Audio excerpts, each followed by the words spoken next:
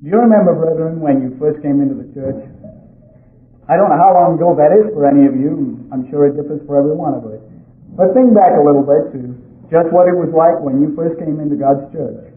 And you remember hearing all about God's law perhaps for the first time, and you're realizing all the things that you're going to have to start and change, and the many things you're going to have to study and come to understand. And it seems like there's so much to do, and you're so frustrated, and so many things you have to work on, and you've got to stop doing this and stop doing that and stop doing the other thing, and all these stops. And you look around the church and you see a few other people who have maybe been in the church for years and years, and it seems, they're a joy to the eyes, because you look at those people and it seems like they're so calm and collected, and it just seems like they have it all together. Here they are, they've been in the church years and years, and surely you think they've probably overcome all their problems twice over. Maybe they're working on the third time round. They're doing so well, they have the whole thing together. It's not any real big problem. And yet, as we stay in the church, as we grow and overcome ourselves, maybe we've been in the church for 3, 4, 5, 6, I don't know how many years. But you look back and think about that experience, and what do you remember? That's true. That's the way I thought about it. It seemed like everyone else had it together. And now you've been in the church for X numbers of years, and do you have it together? Can you honestly say, well, yeah, sure, I've got it together. I've overcome sin. I've got rid of all my problems. Don't have any problems anymore. No, of course you can't say that, because that's not the way it is. You get an uneasy feeling the longer you stay in the church, and the more problems you have. And the more problems you have, you find these problems, and not only more, they seem to get worse and worse all the time. And it's not because you are not growing. It is not, brethren, because you are not overcoming, that you are not rooting out sin and changing and growing. It's simply because the longer you stay in the church, the more problems you do find out. The deeper you dig into your own nature and you find out some of the things that happen to you, and perhaps especially you begin to realize that the longer you are in God's church, the better Satan the devil gets to know you. And the better he can come at you, and the more angles he knows. And he knows your weaknesses a whole lot more, and he's had a lot more practice in getting at you. In other words, brethren, you grow stronger, but Satan the devil grows a whole lot craftier. Your adversary, the devil, grows a whole lot craftier. And sometimes we don't realize that. It's not pleasant to have to admit, well, yep, I guess I am going to be tempted as long as I'm in God's church. The only way to get out from underneath temptation, brethren, is to leave the church of God. Now, you'll still be tempted, but you'll go ahead and give in to the temptations then. That's all there is to it. Sometimes you do that now. Sometimes, hopefully, you don't. But I can guarantee you, brethren, that the only way out from temptation is to leave God's church. And I'm not inviting anyone to do that. I'm not encouraging anyone to do that. I'm just saying that is the only way to not be tempted anymore, at least not to notice the temptations. Because they're going to be there as long as you stay in God's church. You remember how the Apostle Paul said himself, over 20 years, perhaps near a quarter of a century after he'd been in God's church. He'd been an apostle for 18, 20 years, and he says, "Oh, wretched man that I am," because of the sins, because of the temptations that he underwent, and that he occasionally fell to. Because the Apostle Paul began to realize that a Christian is a walking civil war. That's one way you can describe a Christian, a walking civil war. It's what happens to him. Here he is, he's going along, and he's come to know God's way, and sure he wants to go the way of God. And yet every so often something else will come at him from some angle or another and knock him over. And so today, I want to talk about that a little bit. I want to discuss with you temptation, the subject of it, and see if maybe by understanding a little better some of the scriptures that are in the Bible about temptation, about Satan the devil, and about our own human natures, to try and see if we can come to a better understanding, and through that understanding to help us to learn and grow. The Apostle Peter wrote that Satan the devil does go around as a roaring lion seeking whom he may devour. And anyone who doesn't know that is ignorant. And there are many, many ignorant people in the world. Sometimes, unfortunately, we have to wonder if there are ignorant people in the church as well. Because it's a true fact that Satan the devil is alive and sick on planet Earth. And in his terrible sickness and deprivation, He spends his whole time going around seeking whom he may devour, who he can overthrow and get rid of, in an effort, a futile, sick, demented effort to overthrow the very plan of God. I know we all do know that, brethren. I hope we all believe it. I really do. And so, as I said today, I want to go into that and begin to look at what Satan's methods really are, what his modus operandi is, just how he gets around us and how he uses the very nature we have in order to overthrow us. If you'd like to turn to the book of Job, I'm going to go back to that scripture we always read when we're talking about Satan, but I'm going to look at it a little differently today. Maybe we can both learn something together. Book of Job, chapter 1, and verse 6. It says, "Now there was a day when the sons of God came to present themselves before the Eternal, and Satan came also among them. As a qualified angel, as having all the credentials, he was there too. He was a created son of God, so there was no reason he couldn't get in past Dorman, and here he is at the meeting." And then in verse 7 it says, "And the Eternal said unto Satan, Whence comest thou? Then Satan answered the Eternal and said, From going to and fro in the earth, and from walking up and down in it." Now you've read that verse so many times, I'm not even going to start to guesstimate how many times. You've read it. And yet you've read right over it so many times too. Have you ever stopped to pause and to wonder, why does it say the same thing twice? I mean, why does it say that Satan was going to and fro in the earth, and from walking up and down in it? I mean, why does it repeat itself? The answer is, brethren, that it doesn't repeat itself. That it happens to be saying two entirely different things. What we don't often realize when we're reading this King James translation is that it's actually two separate expressions in that little line, going to and fro. Going to and fro happens to be doing two separate things. That's just the English translation. The meaning of the phrase in the Hebrew is going to. That's one word. And it means getting busy with. You remember back in Genesis of the Tower of Babel when everyone said, "Let us go to now and get busy," in other words, and make us bricks and build us a tower. The expression to go to means to get busy. And the word that's translated fro there, it doesn't mean anything to do with fro. It means to look for, to look at, to investigate. You see, brethren, when Satan the devil said he was going to and fro in the earth, what he was really saying to God is, I'm getting busy, I'm diligently working at, investigating, and then going up and down in the face of the earth in the process of that. You remember that scripture over in Daniel, you don't have to look there, just write down the reference, Daniel 12 and verse 4. It says that in the last times, man shall go to and fro, and knowledge shall be increased. You know, that's the same expression exactly. It doesn't have anything to do with cars or motorcycles or fast planes or ships. When it says they will go to and fro, it means they will get busy and investigate, and hence knowledge shall be increased. That's what it really means. When you stop and consider that a little bit, you begin to see exactly what it is that Satan's doing. You begin to see the way he works. Now, first of all, he comes around patrolling, and when we put that together with what Peter said and some of the other scriptures, the fact that Satan is the accuser of the brethren, we begin to paint a picture. We begin to see a scenario of Satan the devil patrolling the earth, investigating diligently as a self-appointed investigator to find out what he can about your character and mine. And as soon as he comes upon anyone who's a little off guard, who hasn't been praying perhaps just quite as much as he could have done that day, or maybe hasn't studied in just a little too long now, you know, as soon as he finds that, you know what he does. He begins to tempt. He begins to tempt, to try, to prod, to push, and to do everything within his power to overthrow you. And that, of course, applies to every one of the demons. It doesn't just apply to Satan the devil. It applies to the whole forces of wickedness that are against us. And as soon as Satan has done that, what does he do? He goes right back up there in that next meeting, and he starts to accuse. He starts to say, "Hey, do you know what so-and-so did?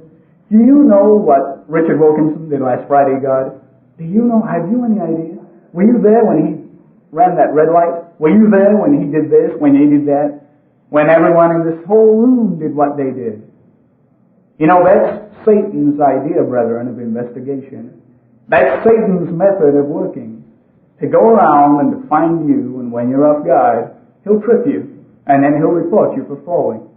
When we begin to understand that, that's when we can look and see the very mechanics, the very way that Satan does work on us to tempt us. Because that's exactly what had happened to Job. And yet God could still say, have you seen my servant Job, how he is a righteous man? And maybe sometimes we should ask that same question of ourselves. Could God say, have you seen my servant, and then put your name right there, how he is a righteous man? Because if you're anything like I am, I'm sure that Satan the devil would be able to come back with all kinds of things. Well, not really, God, because he's done this, that, and the other. Because it isn't easy to keep God's law, is it, brethren? We come into the church, we learn the law, and we decide that we want to go that way and we want to walk in it. And yet, even after years and years in the church, we're still stumbling and falling down and tripping up. Let's turn over to Proverbs chapter 14. It's not an important reference, but it's one I just want to touch on. Proverbs 14 and verse 8. If we can only come to understand that that really is what Satan is doing, brethren, that it isn't a story, it isn't something that we say to pad out sermons or something, that it really is the way that Satan and a whole third of the angels fully occupy their time, maybe we'll begin to be interested a little bit in seeing just how we can overthrow that scheme against us. Because Proverbs 14 and verse 8 says, the wisdom of the prudent is to understand his way. The wisdom of the prudent is to understand his way. Look back to Proverbs 4. Same book, chapter 4, verse 26. It says, ponder the path of your feet, and let all your ways be established. Two good, solid proverbs you've all heard. And yet you put them together and you have a picture where God is directly telling us, brethren, look, if you want your way to be established, if you don't want to walk on banana skins and grease, you better think about it. You better think about where you're going to put your foot down next. You're going to have to think about the path that you're going to walk on, and just how straight it's going to be and how level. Because that's the only way you're going to be ready for Satan and have a sure footing when he comes for you. When we do this, we can begin to put more scriptures together. We can begin to see just exactly what his methods are. Let's go over to the New Testament again, and to the first epistle of John. 1 John chapter 2. 1 John 2 and verse 15. We're going to look and see exactly what the components of temptation are. Exactly the different ways in which Satan can get at us. 1 John 2 and verse 15 says, love not the world, neither the things that are in the world. For if any man loves the world, the love of the Father is not in him. And now notice this very important verse, 16. For all that is in the world, notice, the lust of the flesh, the lust of the eyes, and the pride of life, is not of the Father, but is of this world, and the whole system of it. You know, right there in that little verse, you have the very three types of temptation that are ever going to hit you. Maybe you've thought about that, maybe you've heard that before, maybe you haven't, I don't know. But right there you have the only three forms of temptation that are ever going to hit you. Let's talk about them for just a little while. Because when it talks about the lust of the flesh, what it's talking about is a basic desire to do. A basic desire to do something that's pleasurable, that would make you feel good, that's gratifying. It's the same passion, human passion. The desire to do something is the lust of the flesh. When the Bible talks about the lust of the eyes, it's talking about the desire to have something. The desire concerning something you want to accumulate, something you want to own, something you want to possess. It's called human possession. And when it talks about the pride of life, it's talking about the desire to be. The desire to be something important, to be something great and exalted. In other words, human pride. So when you say those three things, you're talking about the desires to do, to have, and to be. And yet those things aren't necessarily wrong. It's just that Satan capitalizes on us. He capitalizes on the fact that our very nature and psychology wants to do that. It has these three basic drives of wanting to do things, to have things, and to be things. Satan capitalizes on that. The world looks at this scripture and its religion say, hey, that shows that all these pleasures are wrong. And yet the world's religions are so mixed up. They confuse the sin with the pleasure, and it's not really that way. God doesn't say, brethren, that any one of those things is wrong. He just happens to use the word lust in front of them. Because lust isn't just desire, it's over-desire. It's the desire to have something that is not your own. That's what lust is. The desire to have something that isn't your own. If you come back to Genesis,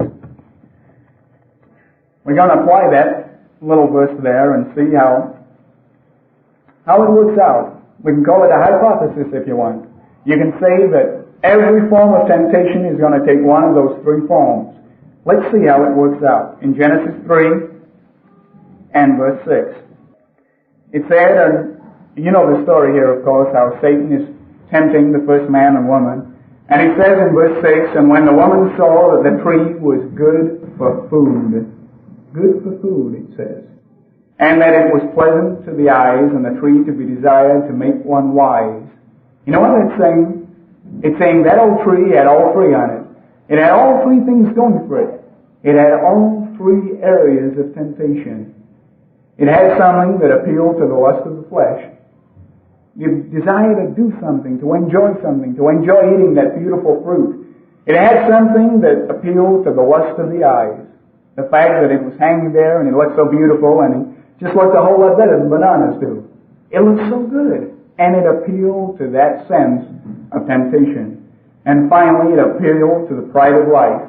To the desire to be something, in this case to be wise, to be like God. And so Satan, on that very first man, in the very first recorded temptation of the Bible, used exactly those three same things that I'm telling you today, brethren, are the only real ways you're ever going to be tempted. And unless you really start and think about those three areas and really bear down on them a little bit, you're going to be caught constantly, outwitted all the time, and thrown for a loop at regular intervals. Let's look at the New Testament. Let's look at a different temptation. We've looked at the first Adam, where we saw the first man, the first physical man, with everything he really wanted in the middle of paradise. Let's look at the New Testament. Matthew chapter 4. Matthew chapter 4 and verse 1. Because now we're going to look at the second Adam. We're going to see the next big temptation that's accounted in the Bible. The next one of Satan's jobs. Both were pretty big jobs in Satan's books. This one he didn't do quite as well on. Matthew 4 and verse 1, we have the second Adam, Jesus Christ himself. Not with everything he wanted, but starving hungry out in a desert. Not in the middle of a paradise, but in a sandy, rocky wilderness. And he said, then was Jesus led up of the Spirit into the wilderness to be tempted of the devil. And when he had fasted 40 days and nights, he was an hungered. He was afterwards an hungered. And notice it, when the tempter came to him, he said, if you be the Son of God, command that these stones be made bread. In other words, he used exactly the same temptation that he used way back there on Adam, that he's going to use on you later today, and on you tomorrow morning, and on me maybe on Wednesday. He's going to use that same old routine in one way or another. The first thing he said to Jesus Christ was, look, if you're the Son of Man, look at those stones. They could be beautiful, hot loaves of fresh-baked bread, just right out of the oven, man. You can see the steam rising off them. You can just smell the aroma of that newly baked bread. And it's right there. And it's a stone, and all you have to do is say the word, man, and it's right there, and you can eat it. And it's exactly the same temptation that he used in the Garden of Eden. It's the same thing exactly that we just looked at, and we call the lust of the flesh, the desire to do something that's pleasing to our senses. Jesus Christ knew what he was up to. He resisted. Let's look down a little further. In verse 6, he said, that is Satan the devil, if you be the Son of God, he comes back with the same wine. Or rather, verse 5, it says, then the devil takes him up into the holy city, which is Jerusalem, and sets him on a pinnacle of the temple. And he said to him, if you be the Son of God, cast yourself down. For it is written, and he goes on to say, look, the angels are going to bear you up. The angels are going to take care of you. You know something? I've never really understood that temptation until I fitted it into that little scheme that the Bible itself gives you, into that threefold plan. you're going to see that right here in Matthew 4, the orders change around a little bit. But it's exactly the same temptation. I can never figure it out, brethren, what temptation there was in throwing yourself off the roof of the temple. I mean, I can understand how a starving man would be really tempted to turn a stone into a loaf of bread if he had the power. But can you understand why any man in his right mind would want to throw himself off the roof of the temple? I mean, why would you, standing there looking down, maybe a 50, 100-foot drop, why would you want to step forward and over the edge? Do you see any temptation there? Can you imagine anything that would make you want to do that? Unless what we're talking about is that third basic temptation of the pride of life, of the desire to be something that people would look up to and respect. Because Satan the devil didn't just say, throw yourself off. He said, throw yourself off. Doesn't it say the angels are going to catch you? And do you think that Jesus Christ wasn't aware that at that time the countless Jews who were studying the temple right then went waiting for a Messiah? Do you think they didn't know about a prophecy that we call the 70 weeks of Daniel? Do you think that they weren't saying, look, he's already overdue. Where is the Messiah? When is he going to come down out of the clouds to us? When is he going to descend to the temple as it says he will? Do you think they didn't know that? Do you think they weren't waiting? And you know, the Jews, when they worshiped in the temple, didn't do it like the Arabs do when they worship. The Arabs get a little prayer mat out, and they bow down towards the east, towards Mecca. And they grovel and bow down, and that's how they worship. Well, you know, the Jews didn't do that. When the Jews went to the temple, all they did was walk into the court and just stand and look up into the heavens. And that's all they did. They prayed just standing there, just in the middle of the court of the temple. Do you think, brethren, that if Jesus Christ would have taken that step, and if he had have been borne down by the angels, that the Jews wouldn't have immediately accepted him as the Messiah, as the one who was coming to save them? Don't you think that was at least a reasonable alternative to having to hang on a stake and have a spear thrust through your very insides? Don't you think that was a pretty tempting alternative? The fact that if Jesus Christ would have done that, the Jews would have seen him coming down, every one of them, and would have accepted him just like that. And would have said, hey, he's here at last. It's the Messiah. Let's start to worship him. In other words, brethren, what Satan was offering Christ was the perfect fulfillment of the pride of life, of the desire to be somebody. Well, come down. Satan resists that one too. And in verse 8 it says, again, the devil takes him up into an exceeding high mountain and shows him all the kingdoms of the world and the glory of them. Now, maybe that was some kind of vision that we don't particularly understand, but it's easy to see what the temptation is. Isn't it just the lust of the eyes? He showed him the kingdoms of the world and all the glory of them. And Christ could see them, and he's saying, look, all you have to do is bow down and worship me just once.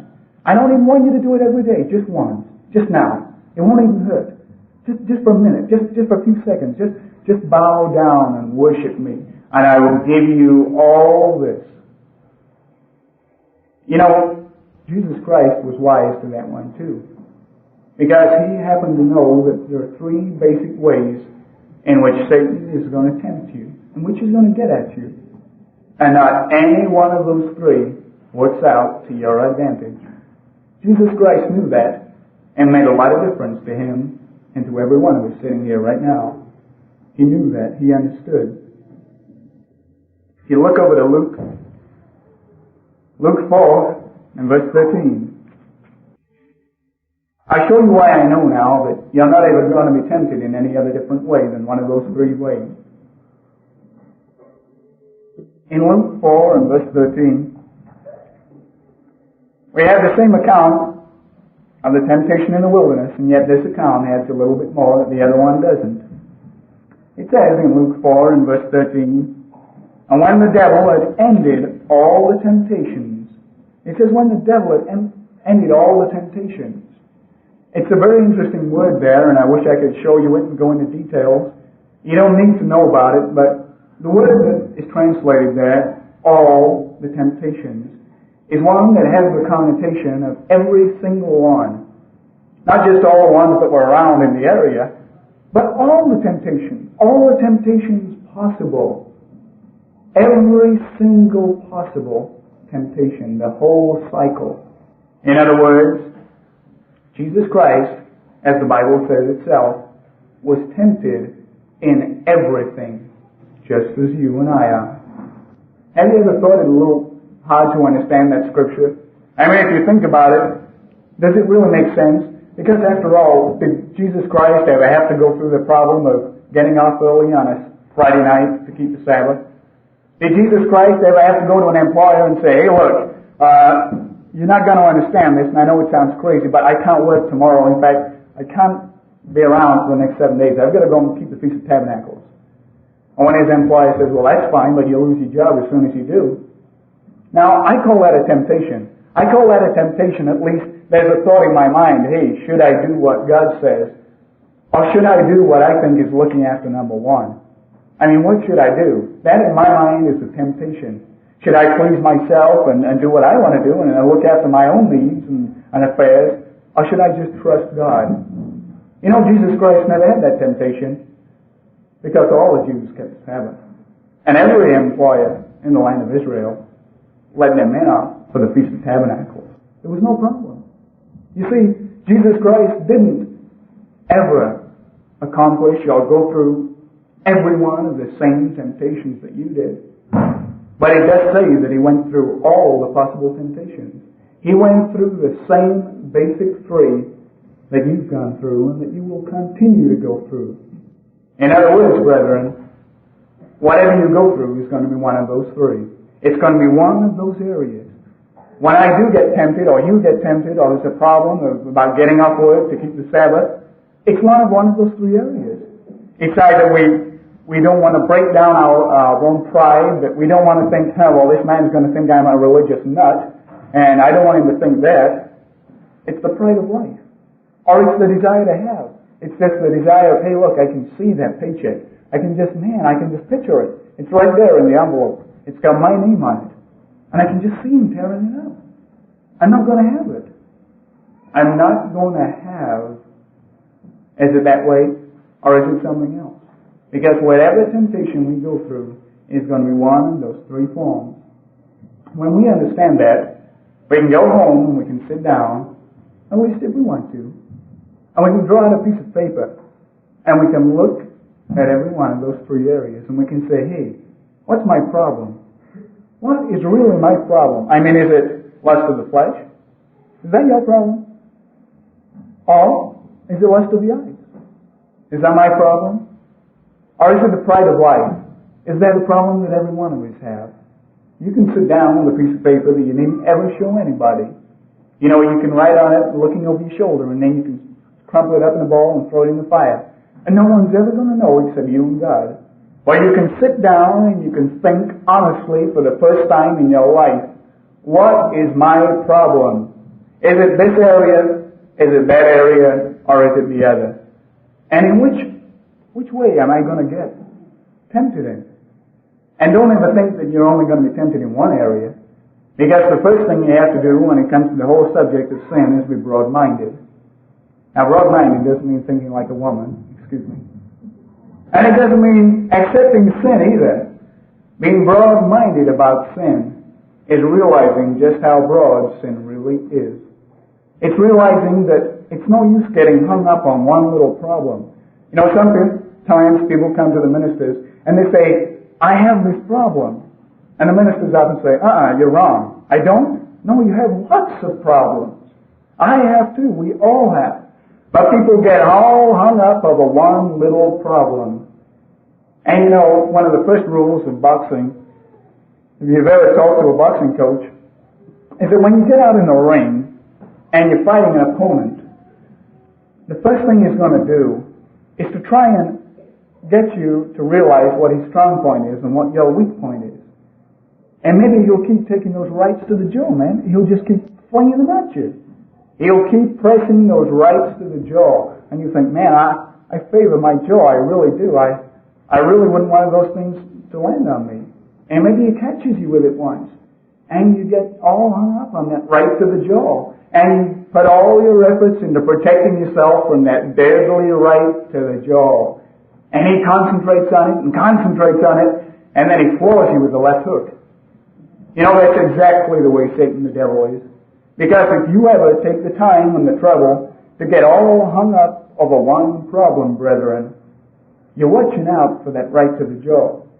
And sooner or later, he's going to get you with a left hook. You can't afford, brethren, to get all messed up about any one problem in your life. If you think you have a problem and a temptation, well, that's great. And you better do something about it, and so had I. But if you concentrate on all your energies on it, you know what's going to happen? You're going to make the problem a whole lot worse. One of the very basic principles of psychology is that if you concentrate on a problem, you make it worse. It doesn't go away, it just keeps coming at you. You just put it in your mind more often, and you tempt yourself and allow yourself to be tempted more often. The secret is to get away from it. Now, we'll come to that a little later. What I'm trying to say right now is you can do that. You can sit down, and you can take that list, and you can say, hey, what are my problems? If I'm really honest with myself, and if I think about it, maybe I'm super aware of this one problem. This problem of the lust of the eyes, of desiring the new Plymouth Sports Fury that the associate pastor in Surrey just got. Maybe that's my problem, of lusting after this super car, this beautiful 364, well, I better not go on. Maybe that's your problem. And maybe you get all hung up about it, and you can get knocked over in so many other different ways. Maybe you've got to sit down and think, hey, you know, I'm just a poor old clod. I don't have any education. I don't have any money. And yet, do I really have a little bit, just a tiny little smidgen of the pride of life? I mean, could it possibly be within me who don't have any money, don't have any education, don't have nothing? Could that be in me? Because so often we concentrate on the one thing that we know is our problem, and we forget about all the other problems we have. And we don't even discover them half the time. When David said, hey, show me my secret sins, God. Help me to see the things that are really in there. It was because he was all too aware of the basic problems he had.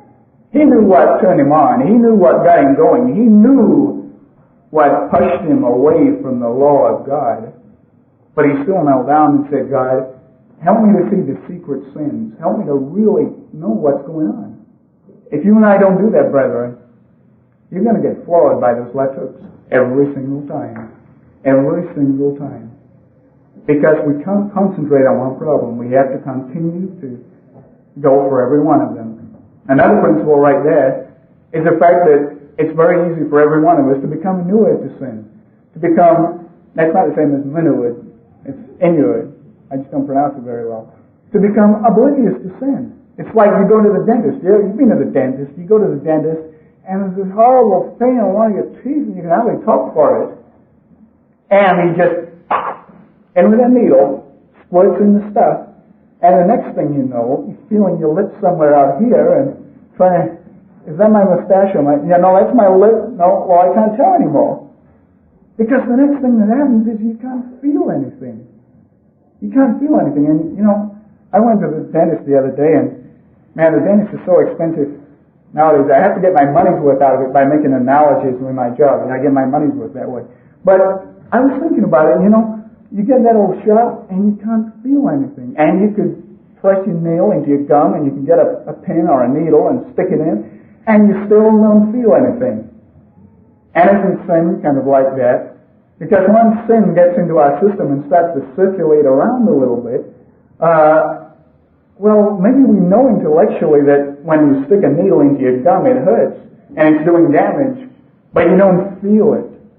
Once sin gets into our system, brethren, once we compromise to any degree, and it's in your system, it really helps. Because the next time the sin comes along, you don't feel it the same way. Well, this probably wasn't all that bad. I mean, I don't feel the problems it's bringing on. I don't see any bad results from doing this. So you go a little bit further, and you get a little bit bigger shot. And the next time around, you don't feel as much again. And you get progressively desensitized to sin. And you don't even have to be sinning outright to do that to yourself. You just have to wake up in the morning and live every day of your life. Because as the society around us goes down and down and down, don't ever think, brethren, that it doesn't rub off on you, or me, or my wife, or anyone else. Because as the society goes down, you can bet one thing, you're going to go down with it. You are doing things right now that perhaps 2 years ago you wouldn't have thought of doing. If anyone would have come to church wearing the outfit that you're wearing right now, 2 years ago, 4 years ago, everyone would have thought, someone should talk to him. I'm not saying that's wrong. I'm just using that as a dumb example. I'm saying as society goes down, we go down with it. I don't know if you've ever done any sailplaning. We call it gliding in England. I used to love to go gliding when I was in college at Bricket Wood. It's a really funny feeling. You get up and you get into the clouds, and you don't know you're falling. You don't know you're actually dropping. You can be almost plunging down. You can be losing height incredibly quickly. And yet you don't realize, because you don't see the floor. You don't see the ground. You don't see the earth rushing up to meet you. As soon as you break through the cloud cover, you see those fields coming up towards you, and you think, pull back on that old stick and try and maneuver out of there. You didn't realize, if you hadn't been watching that little elevation clock, just how much elevation you've been losing. You see, brethren, you don't know you're falling unless you can see the ground. Do you know that? You don't know you're falling unless you can see the ground. Spiritually speaking, you don't know you're falling either unless you can see the ground. I'm not going to give you any guesses what the ground is. You should all have some in your lap right now.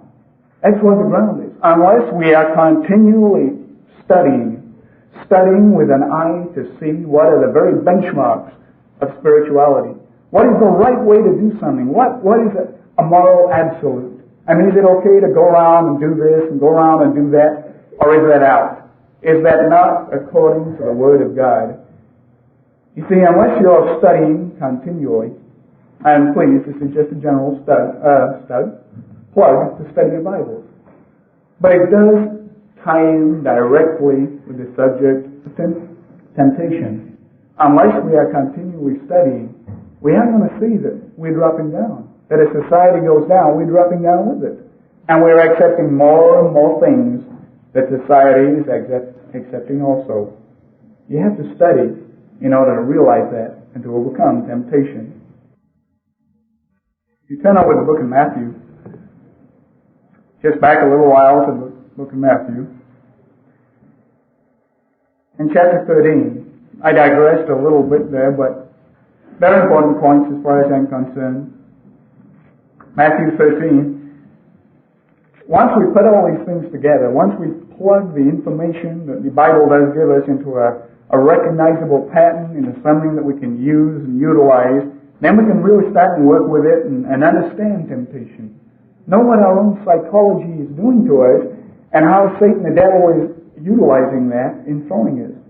In Matthew 13:1, we have a parable that explains, shall we say, 3 of the basic ways in which Satan utilizes those aspects of our nature: the lust of the flesh, the lust of the eyes, the desire or the pride of life. In Matthew 13, verse 1, it says, the same day when Jesus out of the house and sat by the seaside, and in verse 3, and he spoke many things unto them in parables, saying, behold, the sower went forth to sow. And you know the story. It talks about, as it goes down in verse 4, some seed fell by the wayside, verse 5, in stony places, 7, some fell among thorns, and you know the picture. But over in verse 18, Jesus Christ had to explain that parable and exactly what it meant to the disciples, because they didn't really see it. They didn't really grasp it. Hear you, therefore, the parable of the sower, Christ said in verse 18. When anyone hears the word of the kingdom and understands it not, then comes the wicked one and catches away that which was sown in his heart. Now, it doesn't say it wasn't sown in any ground at all. It doesn't say that he didn't receive it. It just said, he took it, but he didn't really understand it. And so Satan comes along and takes the seed away. He receives it, but he doesn't quite understand it. He has reservations. He has doubts. It doesn't quite click with him. It's not that he can't see what the black and white letters say. He just has doubts. He thinks, well, I don't know if I accept that or not. You see, sometimes we tend to talk in two-dimensional terms. We tend to talk in spiritual, physical terms, as if here's the Bible and you're either spiritual and you can understand it, or you're physical and you can't understand it. And you know that's true to a point, to a certain degree, a certain extent, but only to that. Because you're still left with the facts that it's in black and white.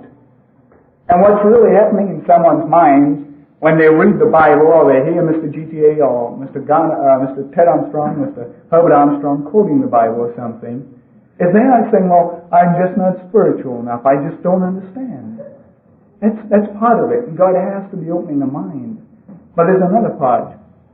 The thing is, they doubt. They're not quite sure. Well, look, I can see that's what it says, but I doubt in my own mind if that's really true. I doubt in my own mind if Jesus Christ is really going to come back to earth. I don't have to be spiritual to see that the prophecy says Jesus Christ is coming back to the earth. But I do have to be a little bit spiritual to overcome the doubt in my mind. You see, one of the main methods of Satan the devil, and it says right there that it's Satan who comes and takes it away, is doubt. You remember what the first thing Satan said to Adam and Eve in the garden? He said, has God really said this, that, and the other? I mean, look, just think about it. Did he really say that? Or was it a little bit different? He put an element of doubt into their minds. That was the first thing he did. And then you remember how we went through that chapter in Matthew, and we looked at every one of the temptations that Satan hit Christ with. And every one of them said what? It said, if you are the Son of God. Now I know you've done some special things, but if you are the Son of God, isn't there just a little bit of doubt still left in your mind, Christ? I mean, even guys back in Pharaoh's court could flick a snake and turn it into a rod, and flick a rod and turn it into a snake, one thing or another. I mean, there were guys in Pharaoh's court who could do some pretty good things, Christ. I know you've done some good things, but isn't there still just an element of doubt in your mind that you're really the Son of God? I mean, isn't that a little bit presumptuous? I mean, do you really remember being the Son of God? You say you are, and everyone's beginning to think you are, but is that true? You see, Satan was using the element of doubt. And that's the first way in which you or I are going to lose out, brethren. Because, as it says here, we can get that seed, and it can be right with us, and we can understand, and yet we begin to doubt. We can doubt at the first place, so we never really come into God's church. Or we can doubt after being in the church for years and years and years. We can begin to think, time's going on. I wonder if this really is the true church. I wonder if Jesus Christ really is coming back. You begin to doubt, and that's one of the very ways in which Satan the devil will constantly try to get you. To put thoughts of doubt in your mind. When he goes on down in the same parable, it says, alright, he's just talking in verse 19 about the one where the seed is taken away. And then in verse 20 it says, but he that received the seed into stony places, the same is he that hears the word, and anon with joy receives it. Yet he has not root in himself, but endureth for a while. You're going to get discouragement. And in every one of these areas, we can apply what we said about those old desires, the desires to have, to be, to do. We can be discouraged. We can start to give up. We can think, oh man, this just isn't working out, and I'm trying to do what God says, and I stopped breaking the Sabbath, and I'm going to the holy days, but now I'm losing one job after another. And we become discouraged. We can lose out that way. Or in the final thing, it talks about the seeds that fell among the thorns, and they were kind of crowded out. That's distraction. That's all it is. It's distraction. Because we can fall through distraction in all kinds of ways. Through those same old things. The desire to have. We have that desire to accomplish all these things and to get all these things and to just work a little bit harder. Maybe a little later on Friday night wouldn't matter. Just a little later to get that double time or a time and a half or whatever. And then we'll be able to get that big new car or whatever it is, or the mortgage payment or whatever it is. Or maybe it's something else. Maybe it's we get distracted in some great grandiose scheme or something like that we have. And we want to do something and we want to become somebody that people are going to look up to, something people are going to respect. We're going to get distracted by one of those three forms. Now, I've just given you that parable to show you how time and time again you can look through the New Testament, you can look through the whole Bible, and you'll see those same things coming at you. One way or another, you're going to fall by those methods. It's surprising, though, that although there's so much information in the Bible about how Satan's going to get you, just what a little there is and how you've got to overcome. You see, it says all these things about, well, he's going to do this, and you're going to face distraction and doubt and discouragement, and he's going to get you this way, that way, and the other way. And yet, what does the Bible really say on how to overcome temptation? I mean, it doesn't even give us a chapter. Never in a book, it doesn't give us one single chapter in the whole Bible on how to overcome temptation. It really doesn't. There are about 3 verses in the whole Bible that say anything at all. And the reason why there's such a paucity of material is because it doesn't need any more. The answers are so pathetically simple, it makes you laugh. The real thing that's pathetic, though, is that so often we forget. So often we forget and we get sucked down in that same old stupid whirlpool all over again. And yet the Bible only gives us 2 or 3 basic principles of how to overcome temptation. The first one, very simply, is to flee it. Is to get out of it. The Bible says flee fornication. It doesn't mean to say you don't have to flee adultery or anything else or cigarette smoking or just flee fornication. It uses fornication as an example that perhaps all of us can recognize, can understand. It's an example of a temptation. And it says flee it. You know, sometimes we remember that, and yet we don't put it to use. We've all heard the scripture, and yet how are you consciously using it in your life? Mark Twain said something that I always enjoy. He said, there are many defenses against temptation.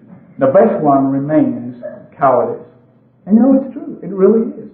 To flee temptation, to get it through our thick skulls, that the best way to overcome temptation is not to get into it in the first place.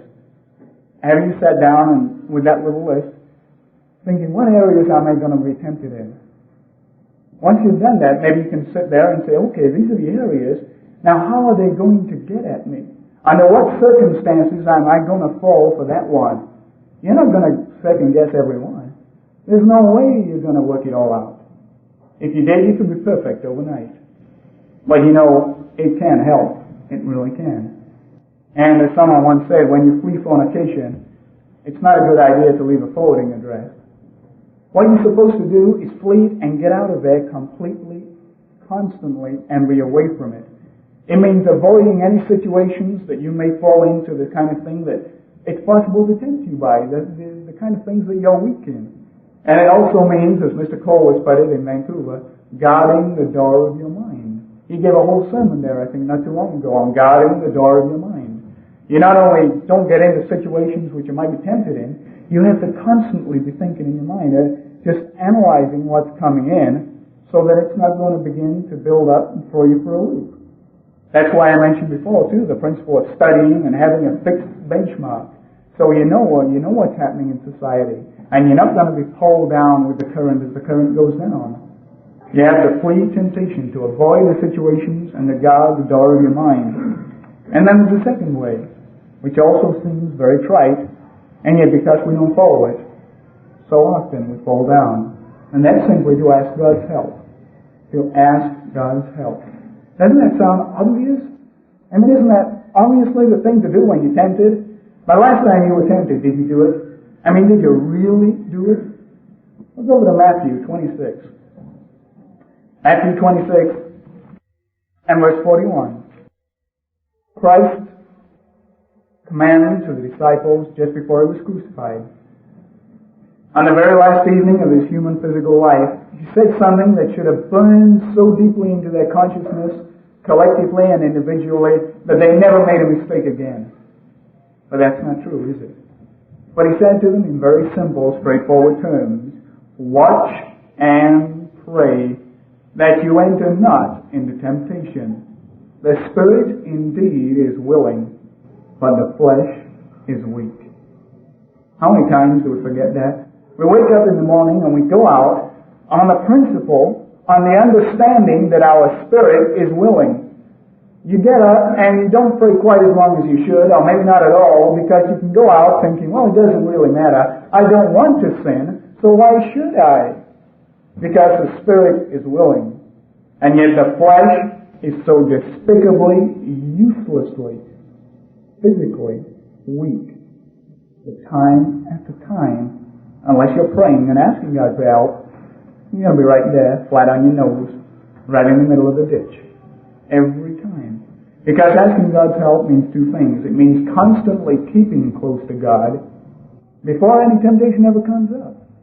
And then when the temptation does come up, it means going right then and there and asking for that special help. 1 Corinthians 10:13. I'm not about to apologize if I'm using all the old scriptures and the ones you've all read and the ones you all know. I'm just trying to ask you to remember them and to remind yourself of them a little bit. And to try and put them together and form a cohesive plan to really work on temptation and overcoming. Because 1 Corinthians chapter 10 and verse 13 says, "There is no temptation taking you, but such is as common to man." You don't have any temptation that someone else doesn't have the same kind of thing. Now maybe all specific little minor details are different. And yet it's going to be one of those three basic ways. It's going to be the same as everyone has to face. But it says, God is faithful, who will not suffer you to be tempted above that which you are able. How many times have you claimed that promise, brethren? How many times have you claimed it this week, or this month, or this year? Have you gone to God and said, hey, look, I want to do this crazy thing. I mean, I would just love to do this. I know it's wrong. I know you say I shouldn't do it. But man, right now, the best thing I would want to do in my mind is just go and do that stupid thing. How many times when you felt like that, have you gone to God and said, hey, look, you said you won't let me be tempted, Father, above anything that I am able. Now, that means I know that I have to take it as far as I can. And then after that, you're going to do the rest. I just want to remind you, Father, of that. And I want you to be with me and to help me over and above that which I can do myself. Does it sound corny? Does it sound trite? On the other hand, have you been perfect recently? Have I? Have we been doing that? Have you been trying it? Why not try it for the first time? Why not try it again? Why not keep trying it? That's what it says. It says, He will not suffer you to be tempted above that which you are able, but will with the temptation also make a way of escape. Have you asked for a way of escape? When He says make, it doesn't mean just show you it. It doesn't mean just point it out. It means construct. The word means build like a house. He'll build an escape for you, an escape tunnel, whatever you want to call it. Have you asked for an escape tunnel? Have you said, hey, look, please, just help me to get something else into my mind for a while, so I'm not going to think about this, and I'm going to get off it, and I'm going to do what you want me to do. That's one of the best ways to overcome temptation, brethren, is to put something else in your mind. It's just that so often we don't want to put anything else in our mind. And that's where the third and final point comes in that I have today. Because what happens when you're fleeing temptation, when you're nowhere near it? When you're all prayed up and all studied up, and man, you can almost fry an egg on your halo. It's burning there. It's beautiful. You go into the room, you don't have to put the lights on. Your halo's there and everything's bright and beautiful, and you feel so spiritual. And the next thing you know, you're kidding. Now, I don't want to do a stupid thing like that. No, why should I do a stupid thing like that? There's no reason in the world. Let me look at it again. No, I mustn't do that. And yet, man, wouldn't it be nice to do that? Don't we all get that in one form or another? I don't care what your temptation is. I don't care whether you're little or big or young or old. I don't care. It's the same for every one of us. And not one of us can deny it. That in some form or another we get tempted to do something we know isn't right. And the only problem is every time we do that, we're breaking down and destroying and burying the very character that we're supposed to be developing. to help to get us into the very kingdom of God. And yet we forget that. What happens, brethren, when you are all prayed up, when you've done everything you can and yet you're still tempted? You know, you've only one thing left when you've really prayed and asked God for His help, and then you trust Him, and you've got to do that. You've got to trust. There's only one thing left you can do, brethren. That's count the cost. Consider the cost. You see, something else we often forget is that Satan's been around a long time selling all kinds of inferior merchandise to all kinds of people for all kinds of prices. That Satan is a very, very competent businessman. And we punks that have been around just a few, maybe 100 years, say, nothing, a mere baby in arms as far as he's concerned. We who've been around for a mere 50, 60, 70, 80, 120 years have nothing of the business experience that Satan has. I mean, absolutely nothing. Because Satan has for a long while, right there and then probably, when God was creating the Garden of Eden, he realized, oh no, I think my market has just been taken. I think God has just offered better merchandise than I can ever offer. His store is so much prettier, so much better, so much incredibly better than mine. I'm going to lose all my potential customers. What am I going to do? You know, he only had one thing he could possibly do. He couldn't offer anything better, brethren. He offered the same things on credit. The first credit sale that ever took place in the whole of the universe was in the Garden of Eden, when Satan the devil stepped up and said, hey, look, I know God said you can become as gods, and you've got to do all these things and eat this and not eat that, and you're supposed to rest on the Sabbath, and man, you're not supposed to beat your wife, and all these things you're not supposed to do. And then you'll become a son of God. Then you'll become a member of the God family. The ultimate product, being a member of the God family. Something that would please every one of those three basic desires. The ultimate product. He said, look, I'll give you the same thing. All you have to do is eat the fruit. I mean, just eat the fruit. And you'll be as gods. That's all there is to it. You can have it on credit. Just make the first installment now. Just eat the fruit. And then you'll be as gods. Your minds will be open, you'll be as gods, and then you'll figure out the payments later.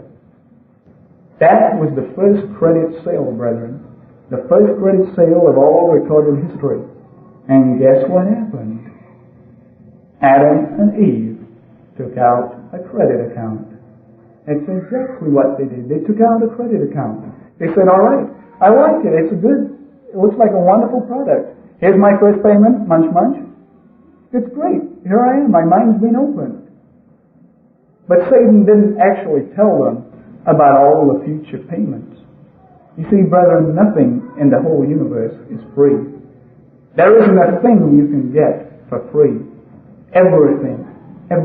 Sin, forgiveness from sin, grace, anything you can think of does not come free. The only reason you get free forgiveness of sin is because Jesus Christ paid for it, for you, on your behalf. There is nothing free. When Satan offered those same things, he didn't tell them what all the future payments were going to be. When Jesus Christ tempted the very Son of God, he said, all you have to do is make this first payment. Just fall down and worship me and whoosh, it's all yours. He didn't say all the future payments. He didn't talk about all the things that Christ would then have to later give up. And all the things that every one of us sitting here and every one of us who are potential members of the family of God would eventually have to give up. He didn't mention that. When Satan comes to you and when you're tempted, it's a credit deal. That's all it is. It's a credit deal. Satan says, here's the goods. All you have to do is make the first payment. And then we'll work out the rest later. And we look at the first payment and think, oh, no, I shouldn't, but man, I'd really like to get that, so okay, I'll sign the dotted line and that's it. And you get sucked in to that contract of credit, which you have no business of ever getting into. The reason why the very Son of God was able to withstand that temptation is because he was the same one who had said, you know, if a man gains the whole world, what is it if he loses his own soul? What is it if he loses his own soul? When Satan the devil offered him virtually the whole world, the whole earth, he was thinking in his mind, that's a great product. But what about the payments? What is it if I get this beautiful product and then I've got to pay by paying for my own soul? Because as Mr. Johnson said in the sermonette, you know, the wages of sin may not be immediately obvious, but they're there. You pay that first down installment, and then on the morning after you have the headache, and then there's the unhappiness that lingers on for a few hours. And then as the months and years go by with continual sins, the sickness, there's all the other things that you end up paying, the loss of peace of mind, the feelings of guilt, all the problems that you get within yourself, until you have to make that last final payment, death. The last final payment for any sin you want on that credit program is death. Now they're all different and you have to make different payments at different times. Satan won't explain it at the time, he'll just ask you to make the first down payment. But sooner or later, he's going to get you for the whole bill. The whole bill. Brethren, the final thing that you can do to overcome temptation when you find yourself in those circumstances is simply to ask to see the price tag. It's simply, once you've done everything you can possibly do to stay away from it, once you've asked God for His help, is to say, okay, I'm tempted. Now let me see the price tag. Let me see what the future payments are. Let me think this thing out to its logical conclusion. The next time you're tempted, brethren, ask to see the price tag, because all you'll get in front of you is the product, the goods, whatever it is, and it's nothing that God doesn't offer you. It's just usually some kind of cheap counterfeit. Gold beads and the gold paint's going to flake off within a day or two. It's not going to make you happy. It's probably a counterfeit. It's stolen merchandise or it's counterfeit merchandise. And yet it still looks good. The only thing you can do is to ask to see the price tag. Next time you're tempted, about anything, doesn't matter what it is. Doesn't matter whether it's big or small, minor or major. Doesn't really matter. If you've done everything in your power to really prepare for it, to know where you're weak, to avoid the situations, and then when you say that and you tell that to God and you say, hey, look, I do what I can, now please help me. Maybe one of the best things you can do is to sit down and think, hey, do I really want to get into a credit involvement? Do I really want to sign my name on something that I'm going to have to keep paying for in unhappiness, in sickness, and in eventual death, when I could have the real thing by just waiting, by just doing it the right way? God's way is first the fast, and then the feast. Satan's way, brethren, is first the feast, then the headache. Next time you're tempted, ask to see the price tag. Additional programs and literature available at hwalibrary.com.